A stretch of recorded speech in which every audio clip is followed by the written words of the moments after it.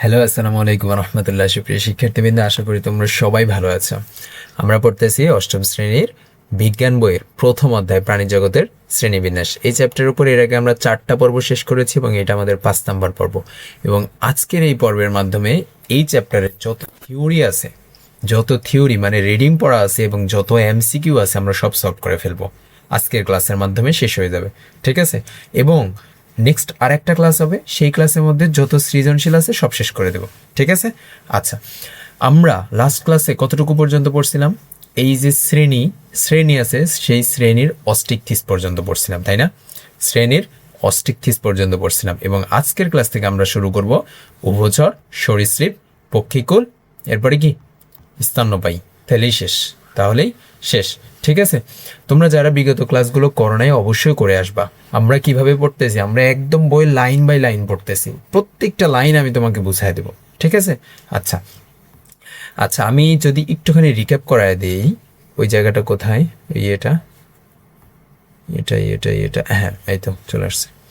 এই যে এই জায়গা থেকে আমরা অলরেডি অস্টিক থিস পর্যন্ত পড়ে ফেলছি। আজকে ক্লাসে আমরা এই উভচর, সরীসৃপ, পক্ষীকুল, স্তন্যপায়ী এতটুকু পড়লে আমাদের শেষ।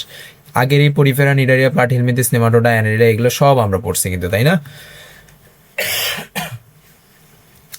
শোনো, তোমাকে আমি এর আগেও 2টা ক্লাসের ভিতরে বলছি কিভাবে উদাহরণগুলো মনে রাখা লাগবে। এই নিডারিয়ার পাশে নিডারিয়ার উদাহরণ লিখে ফেলা লাগবে। নিডারিয়ার উদাহরণ আছে, যেমন হচ্ছে হাইড্রা উদাহরণ আছে, হাইড্রা HY, হাইড্রা। প্লাটিহেলমিনথেসের উদাহরণ, নেমাটোডা উদাহরণ, সবগুলোর উদাহরণ এরকম সাইডে লিখে নেওয়া লাগবে। লিখে কি করা লাগবে?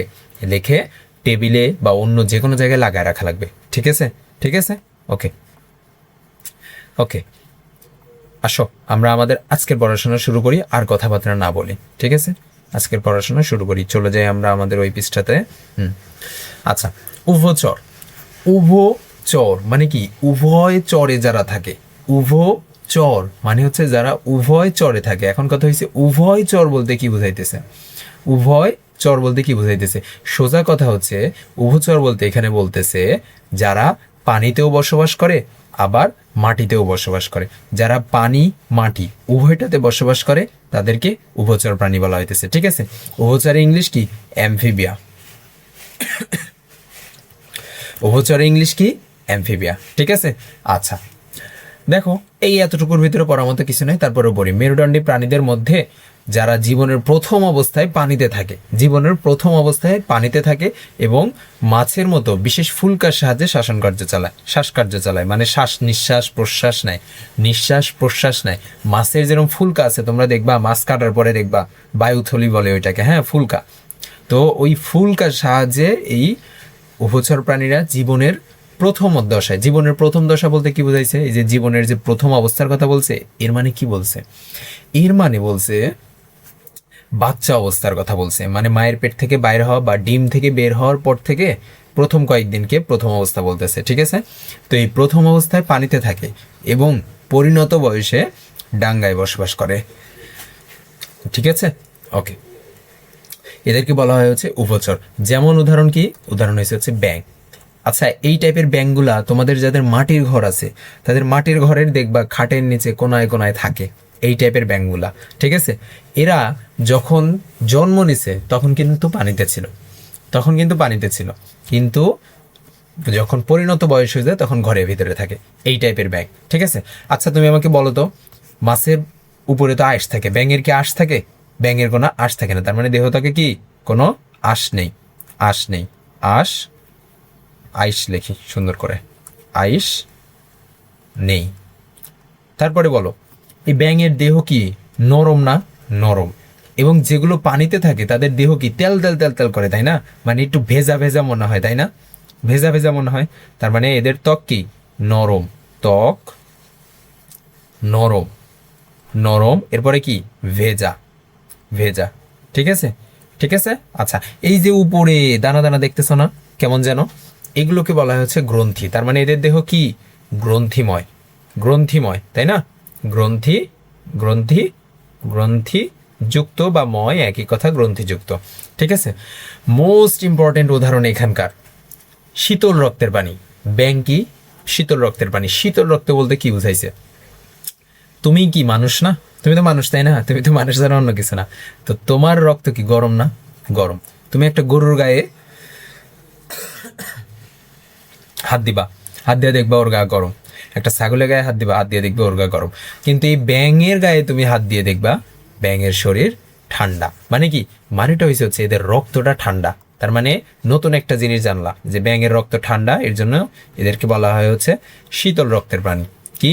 শীতল রক্তের প্রাণী।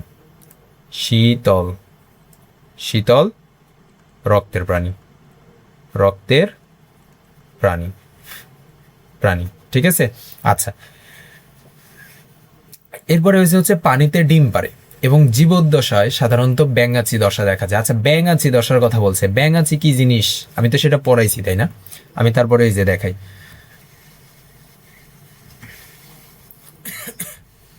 এই যে ব্যাং, ব্যাঙাচি এই টাইপ দেখছো না?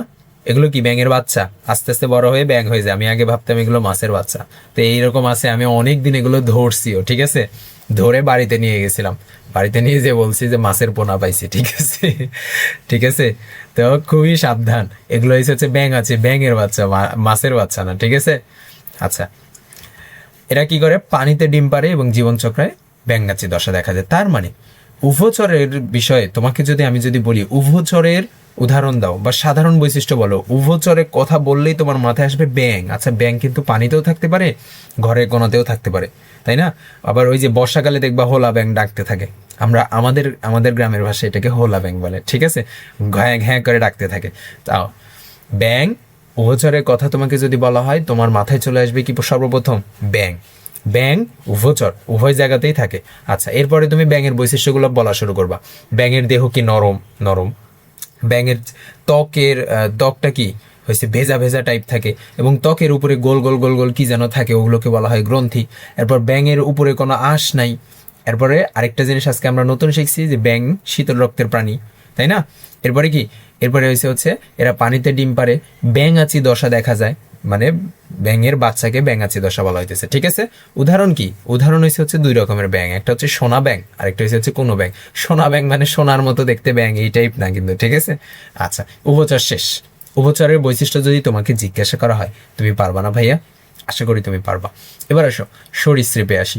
সরীসৃপ বা রেপটাইলা, রেপটাইলিয়া। ঠিক আছে? আচ্ছা, এর উদাহরণ কি? টিকটিকি। এখন দেখো তো, টিকটিকির পিঠ কোনটা? এটা কি পিঠ না? এটা পিঠ। তার মানে পিঠের উল্টাটাই তো বুক, তাই না? তার মানে ওর নিচে আছে হচ্ছে বুক, ওর নিচে আছে কি? বুক। দেখো, এটা আমার বুক, এইটার উল্টাটাই তো আমার পিঠ, তাই না? পিঠ। তো এই যে টিকটিকি যখন হাঁটে দেখবা, এ কি পিঠের উপর ভর করে হাঁটে নাকি বুকের উপরে ভর করে হাঁটে? বুকের উপরে ভর করে হাঁটে, বুকের উপরে ভর করে হাঁটে। ঠিক আছে? বুকের উপরে ভর করে হাঁটে, তার মানে একটা বৈশিষ্ট্য তুমি পেয়ে গেলা, বুকে ভর করে হাঁটে। কি লিখতেছি? বুকে ভর করে করে হাঁটে বা চলে, চলে লেখে, হাঁটে না, চলে লেখে। এরপরে আসো, টিকটিকির ত্বক, ত্বক কি ভেজা ভেজা টাইপ?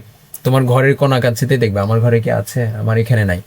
তো তোমার ঘরের কোনাকাঞ্চিতে দেখবা যে টিকটিকি থাকে। ওদের যে ত্বকটা থাকে, ত্বকটা কি কখনো ভেজা থাকে? ওদের ত্বকে কি কখনো আইস থাকে? থাকে না, থাকে না। তার মানে, তার মানে কি? ত্বক শুষ্ক, ত্বক শুষ্ক বা শুকনো। তুমি শুকনা লেখো, সমস্যা কি? শুকনো। এরপরে কি? এরপরে হচ্ছে আইস যুক্ত, আইস যুক্ত। এইখানে একটা বিষয় আছে, সরীসৃপ বা হচ্ছে এই ইয়ের টিকটিকির দেহে আঁশ থাকে, আঁশ থাকে। তুমি এখন আমাকে কোশ্চেন করতে পারো, ভাইয়া মাছের মতো আঁশ তো থাকে না, মাছের মতো আঁশ তো থাকে না। ঠিক আছে, টিকটিকির দেহে মাছের মতো আঁশ থাকে না, কিন্তু আঁশ থাকে। তার মানে যত জায়গায় তোমার মাছের ব্যতিক্রম কোনটা, তুমি জাস্ট মনে রাখবা যে হচ্ছে শুধুমাত্র মাছে আঁশ থাকে আর কোথাও আঁশ থাকে না, কিন্তু আরেকটা জায়গাতে আঁশ থাকে। সেটা কোনটা? টিকটিকিতে, টিকটিকিতে আঁশ থাকে। ঠিক আছে? আঁশ যুক্ত, আঁশ যুক্ত, যুক্ত। আমি প্রথমে ভুল পড়াইছিলাম। ঠিক আছে? আচ্ছা, এখন দেখো এদের যে পা, পা কয়টা? একটা, দুইটা, তিনটা, চারটা। চারটা পায়ে নখ কয়টা করে আছে দেখো তো? একটা, দুইটা, তিনটা, চারটা, পাঁচটা। পাঁচটা নখ আছে, তাই না? তার মানে চার পায়ে পাঁচটা নখ। এটা কি বলা লাগবে? বলা লাগবে না। উদাহরণ কি কি? টিকটিকি। দেখো এই টিকটিকির মতোই কি কুমির দেখতে না? কুমিরও কিন্তু টিকটিকির মতোই দেখতে, তাই না? আচ্ছা, টিকটিকি, কুমির, সাপ, এই তিনটা হচ্ছে সরীসৃপের বৈশিষ্ট্য।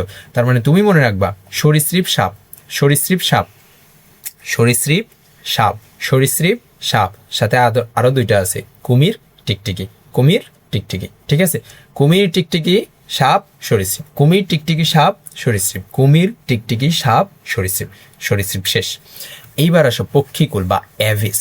পক্ষীকুল বা অ্যাভিস, ইংলিশটা পড়া লাগবে তোমার, ইংলিশটা পড়া লাগবে। পক্ষীকুল বা অ্যাভিস, পক্ষী, অনেকের এলাকাতেই আছে যে পাখিকে পক্ষী বলে। পাখিকে পক্ষী বলে। আবার অনেক বাবা আছে দেখবে হচ্ছে মেয়েকে তোমার এসে আদর করে পাখি ডাকে, পক্ষী ডাকে, তাই না?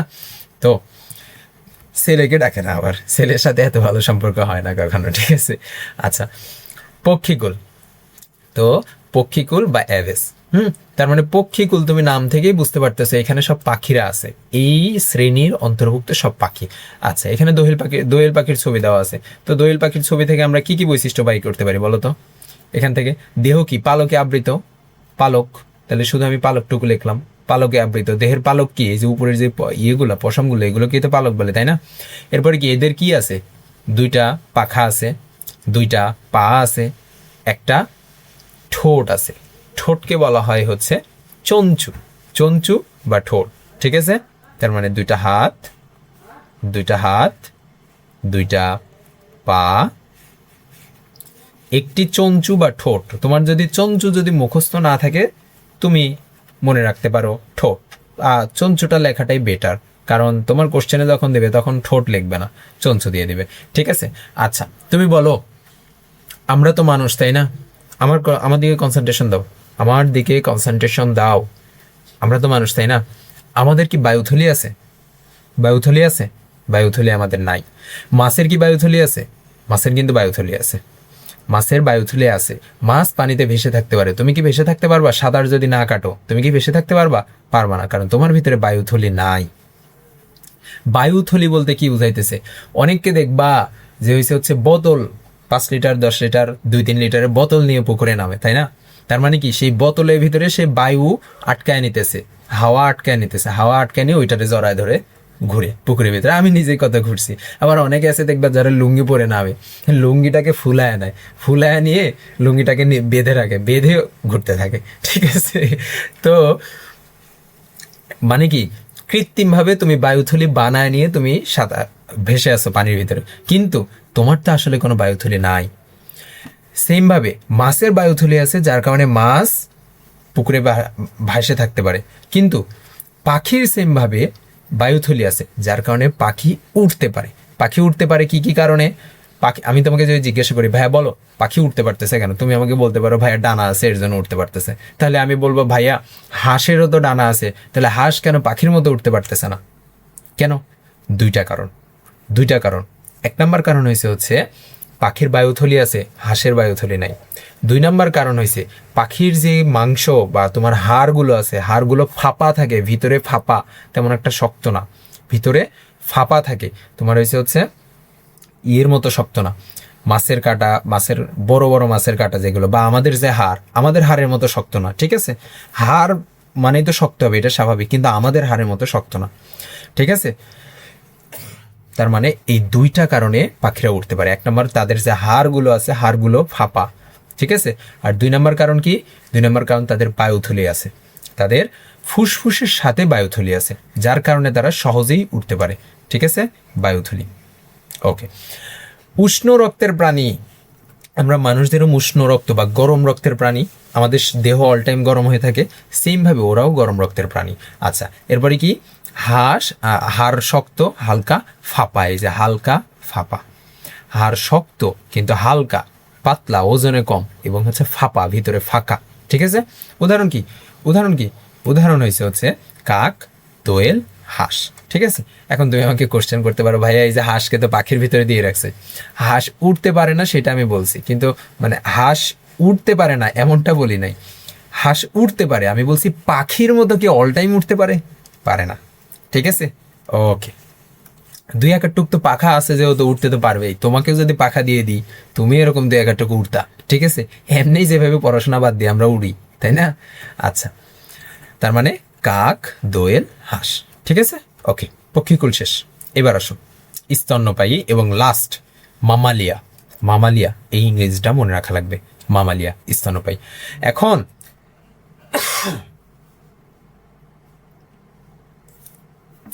এখান থেকে তোমাকে আমি যদি কোশ্চেন করি, ভাইয়া বলো মানুষ কোন শ্রেণীর অন্তর্ভুক্ত? তোমাকে আমি যদি কোশ্চেন করি, ভাইয়া মানুষ কোন পর্বের অন্তর্ভুক্ত, মানুষ কোন শ্রেণীর অন্তর্ভুক্ত, মানুষ কোন উপপর্বের অন্তর্ভুক্ত? এর আগেও এই কোশ্চেনটা আমি বলছি, আজকে আবার বললাম, মানুষ কোন শ্রেণীর অন্তর্ভুক্ত? মানুষ এই স্তন্যপায়ী শ্রেণীর অন্তর্ভুক্ত, স্তন্যপায়ী শ্রেণীর অন্তর্ভুক্ত। আচ্ছা, দেহ কি? লোমে আবৃত। এই যে বাঘের দেহ কি? লোম আছে না, লোমে আবৃত। তার মানে আমরা এইভাবে পড়ি, বাঘের দেহে লোম আছে, তার মানে হচ্ছে লোমে আবৃত, লোম, লোম লিখলাম। আচ্ছা, বাঘ কি সন্তান প্রসব করে নাকি বাঘ ডিম দেয়? কোনটা? বাঘ তো সন্তান প্রসব করে, তাই না? এই স্তন্যপায়ী পর্বের যত প্রাণী আছে সবাই সন্তান প্রসব করে। আমরা তো মানুষ, আমরা কি ডিম পারি? সরি, আমরা পারবো কেন, মেয়েরা কি ডিম পারে? মেয়েরা তো প্রসব করে, তাই না? সন্তান পেটে নেয়, 10 মাস 10 দিন পরে বের হয়, তাই না? তার মানে কি সন্তান প্রসব করে, সন্তান প্রসব করে, সন্তান সন্তান প্রসব করে, প্রসব করে, সন্তান প্রসব করে। আচ্ছা, এরপরে কি? সন্তান তো প্রসব করে, এই স্তন্যপায়ী পর্বের যত প্রাণী আছে সবাই সন্তান প্রসব করে, কিন্তু এক্সেপশন আছে একটা, প্লাটিপাস। প্লাটিপাস নামের একটা প্রাণী আছে, যে প্রাণীটা হচ্ছে তোমার সন্তান প্রসব করে না, ডিম পারে। ঠিক আছে, সে হয়েছে এই যে এই বান্দা, তার মাথাটা দেখতে, আমি খুবই সরি, আমি কিছুটা অসুস্থ আর কি, যার কারণে বারবার কাশিটা আসতেছে, কিন্তু ক্লাস তো নেওয়াই লাগবে, কিছু করার নেই। মাঝখানে আমি কয়েকদিন ক্লাস নিতে পারিনি, আমার গলা একদম ভেঙে এমন অবস্থা হয়ে গেছিলো, আওয়াজই আসতেছে না গলা দিয়ে। ঠিক আছে, আচ্ছা, এই যে প্লাটিপাস, এই প্লাটিপাসের প্রথম অংশের মানে মাথাটা হাঁসের মতো, দেহটা আবার কিসের মতো, দেহটা বিড়ালের মতো, আবার এমন একটা অবস্থা, নেজও আছে। ঠিক আছে, পা গুলো আবার দেখো হাঁসের মতো। ঠিক আছে, তো এই প্লাটিপাস হচ্ছে তোমার ডিম পারে, কিন্তু ডিম পাড়ার পরেও সেই স্তন্যপায়ী পর্বের প্রাণী। ঠিক আছে, এটা কি এক্সেপশন। আচ্ছা, বাকি তোমার হচ্ছে উষ্ণ রক্তের প্রাণী না, মানে কি গরম রক্তের প্রাণী না? অবশ্যই গরম রক্তের প্রাণী। আচ্ছা, আমাদের চোয়াল, আমাদের চোয়ালে কি দাঁত আছে না? দাঁত আছে তো, তার মানে এইটাই লিখছে চোয়াল। চোয়াল বলতে কি, এই যে গালের কথা বলতেছে। ঠিক আছে, তার মানে কি চোয়ালে বিভিন্ন ধরনের দাঁত থাকে। শিশুরা মাতৃদুগ্ধ পান করে বড় হয়। আমরা কি মায়ের দুধ পান করে বড় হয়েছি না? বড় হয়েছি। আচ্ছা, এরপরে লেখা আছে হৃৎপিণ্ড 4 প্রকোষ্ঠ বিশিষ্ট। হৃৎপিণ্ড বলতে কি সেটাই জানে না, বলে না যে তুমি আমার হৃদয়ে আছো। তো হৃদয় বলতে আসলে কি? হৃদয় বলতে বোঝায় এই হার্টের কথা। ঠিক আছে, হৃদয় বলতে এই হার্টকে বোঝায় মানুষজন, কিন্তু আসলে এই হার্ট কি করে? এই হার্ট হয়েছে তোমার হয়েছে আমাদের দেহের ভিতরে অল টাইম রক্ত সঞ্চালন হইতে থাকে। ঠিক আছে, মানে এই যে তোমার যে আমাদের রক্ত নালী টালি আছে না, শিরা আছে, ধমনী আছে, এগুলো দিয়ে অল টাইম রক্ত যাতায়াত করতে থাকে, এবং এই রক্তটাকে যে সারা দেহে ইয়ে করতেছে, পাঠাইতেছে, আবার ব্যাক নিয়ে আসতেছে, সেটা কোন অঙ্গ? এই হার্ট। বল না তুমি আমার হার্ট। আবার অনেকে বলে যে আমার হৃদয় একমাত্র আর্জেন্টিনা, একমাত্র ব্রাজিল, হ্যাঁ এরম বলে না। তো এই হয়েছে সেই হার্ট। এখন কথা হয়েছে এই হার্ট 4টা প্রকোষ্ঠে বিভক্ত, মানে এই হার্টের আবার 4টা ভাগ আছে, বুঝছো? এই হার্টের 4টা ভাগ আছে, 4টা ভাগ আছে, সেটা আমি এখানে পিকচারটা নিয়ে আসি নাই। এইখানে মানে মানে এই হার্টের ভিতরে হচ্ছে 4টা ঘর আছে, এই হার্টের ভিতরে 4টা ঘর আছে, এই এই 1টা 2টা 3টা 4টা। অনেকে বলে না যে আমি 4 বিয়ে করতে চাই কারণ আমার হার্টের প্রকোষ্ঠ 4টা। এমন মিম আছে অনেক, ফেসবুকে অনেক মিম আছে, প্রত্যেকটা প্রকোষ্ঠে সে একটা করে বউ রাখবে। ঠিক আছে, তো তো এই হচ্ছে সেই হার্ট। তো আমাদের হার্ট, কারেন্ট চলে গেছে, আমি খুবই দুঃখিত, তোমরা আমাকে আর দেখতে পাবা না, কারেন্ট চলে গেছে, আমি এটা অফ করে দিই। আমাদের হার্ট 4 প্রকোষ্ঠে বিভক্ত। ঠিক আছে, আচ্ছা, ত্বকে বিভিন্ন রকমের গ্রন্থি বিদ্যমান। আমাদের ত্বকে কি বিভিন্ন রকমের গ্রন্থি আছে না? গ্রন্থি আছে না? আমাদের ত্বকে বিভিন্ন রকমের গ্রন্থি আছে না? আছে। গ্রন্থি যদি না থাকতো, ধরো তোমার ত্বকে গ্রন্থি নাই, তাহলে তোমার ত্বক থেকে ঘাম বাইর হয় কিভাবে ভাই?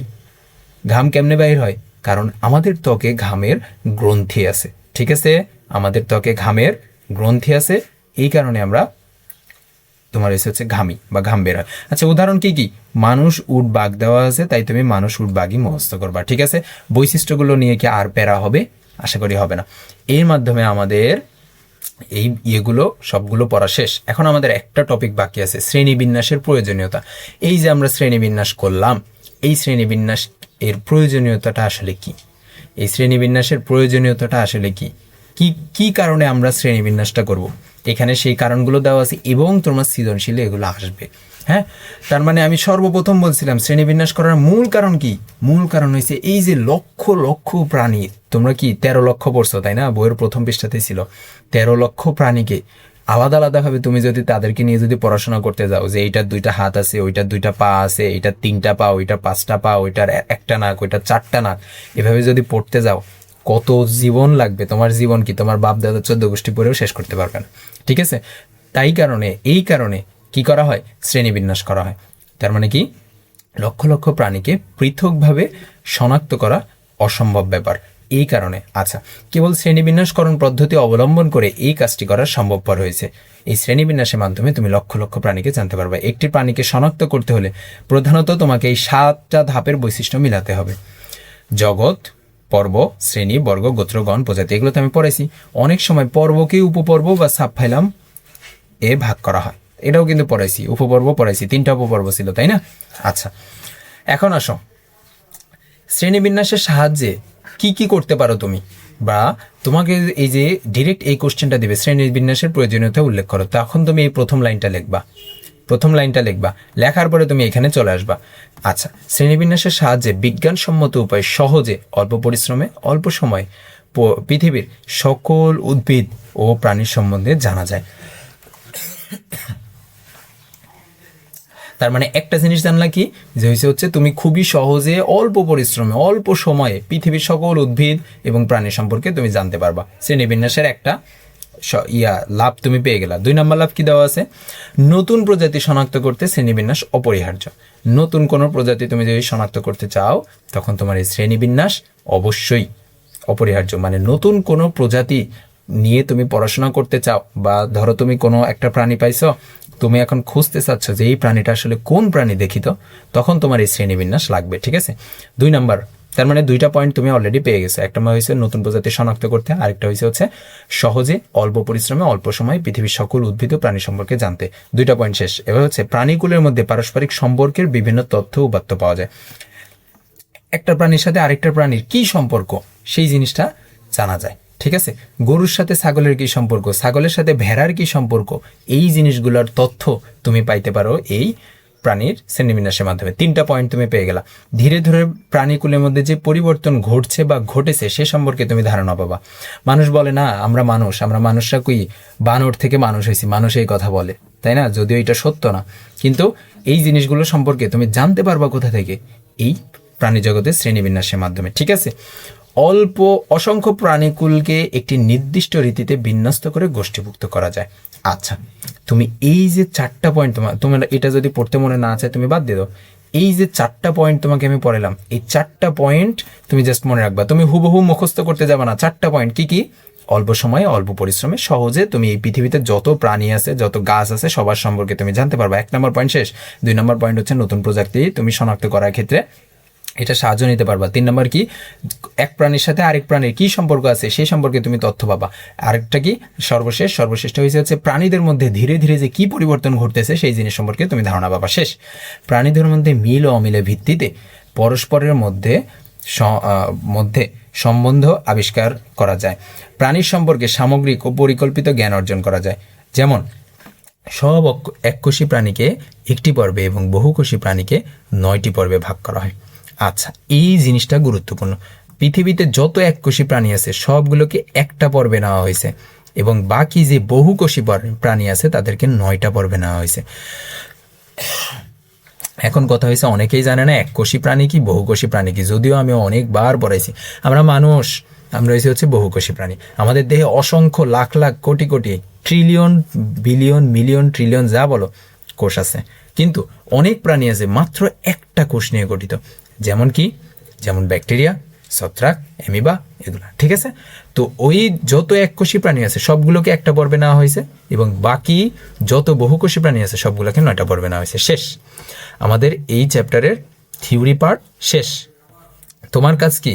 তোমার কাজ ভাই এই চ্যাপ্টারটা বারবার পড়া এবং এই যে তোমার হচ্ছে উদাহরণগুলো মনে রাখা এবং উদাহরণের মাধ্যমে বৈশিষ্ট্যগুলো লেখা। ঠিক আছে, এই চ্যাপ্টার অনেক পড়া লাগবে, অনেক, তোমাকে বারবার এই চ্যাপ্টার পড়া লাগবে। ঠিক আছে, এই চ্যাপ্টার তুমি এক সপ্তাহ পরে না পড়ে রাখো, সব ভুলে যাবা, যা যা আমি পড়াইছি তুমি সব খায় ফেলবা, কিচ্ছু থাকবে না আর তোমার মাথায়। আচ্ছা, এখন জাস্ট আমরা এমসিকিউ কয়েকটা আছে, এমসিকিউ কয়েকটা সলভ করে ফেললে আমাদের এই চ্যাপ্টার শেষ।